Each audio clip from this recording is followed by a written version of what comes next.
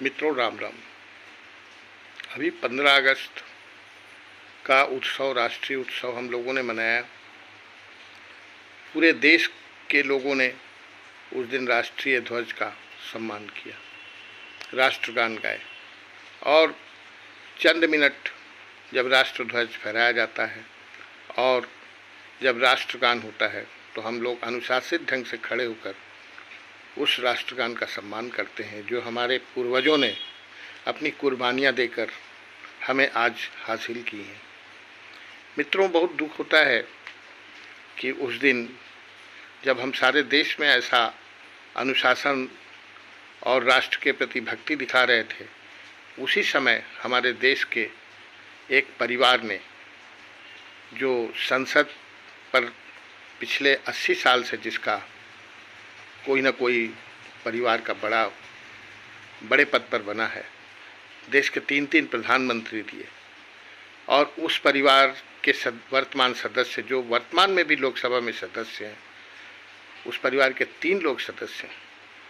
इसके बावजूद जिस तरह की घटना दिल्ली के कांग्रेस कार्यालय में वंदे मातरम गीत के साथ सोनिया गांधी ने किया, राहुल जी ने उसमें साथ दिया और उनके दल के अध्यक्ष खड़गे जी उसमें खिचड़ी पकाते रहे कि उस गाने को, उस राष्ट्रगान को कैसे रोका जाए।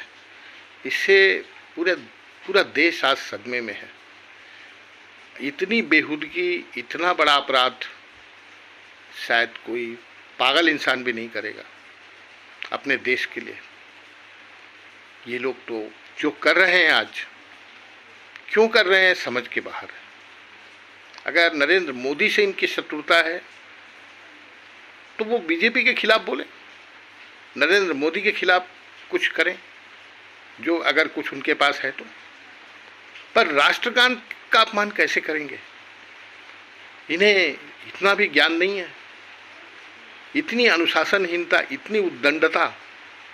भारत के संविधान की एक लाल पुस्तक लेके जो आदमी पॉकेट में घूमता है और वह अपने वंदे मातरम गीत को सम्मान नहीं दे सकता।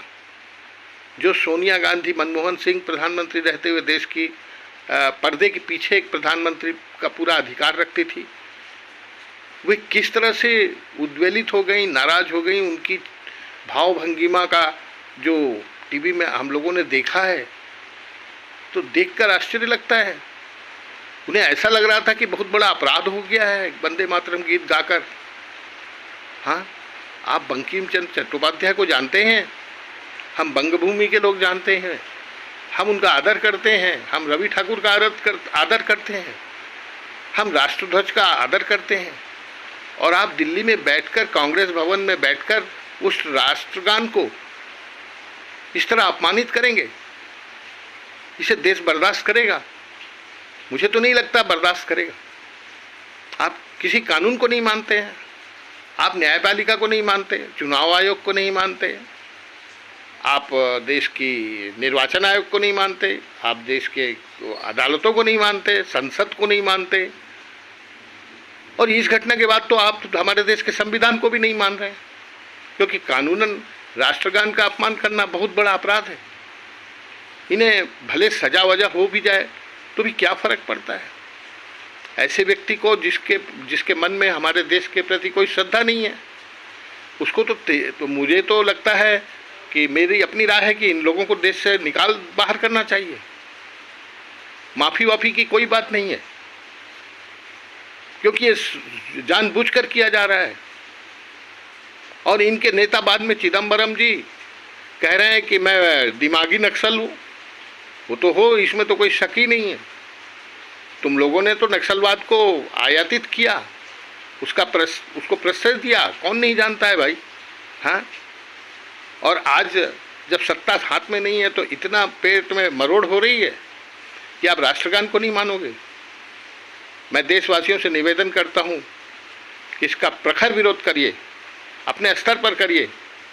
हम किसी पार्टी के खांचे में नहीं बंधे हैं और ऐसी हरकतों का विरोध हमें करना चाहिए। मैं खासकर कांग्रेस में जो अच्छे लोग हैं, जो इस देश को प्यार करते हैं, बहुत बड़ी संख्या में हैं, जो इनके बहकावे में कांग्रेस में पड़े हुए हैं, उनसे निवेदन करता हूं कि तुरंत राहुल गांधी और सोनिया गांधी के खिलाफ मोर्चा बनाए और ऐसे दल का परित्याग करें, एक नया दल बनाए, नया नेता चुने जो कांग्रेस को बचा सके।